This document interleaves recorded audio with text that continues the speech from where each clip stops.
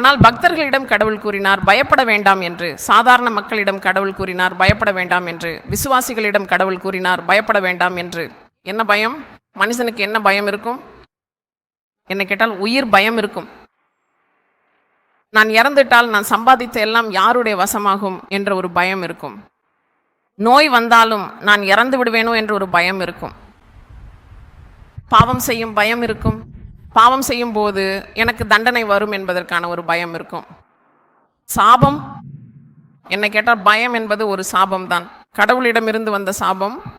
அமைதி இல்லாத வாழ்க்கைகள், அமைதி இல்லை, பயம் ஒரு சாபம். சாபங்களின் பட்டியலில் பயம் உள்ளது. உன் உயிருக்கு அமைதி இல்லை, நீ எப்போதும் உயிர் பயத்தில் இருப்பாய்.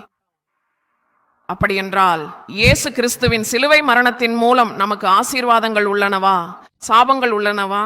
சிலுவை மரணத்தின் மூலம் நமக்கு ஆசீர்வாதங்களே உள்ளன. அதனால் இயேசு கிறிஸ்து உனக்காக மரணித்து மீண்டும் உயிர்த்தெழுந்தார். இந்த அனைத்து பயங்களின் மீது உனக்கு வெற்றியை அவர் அருள்வார்.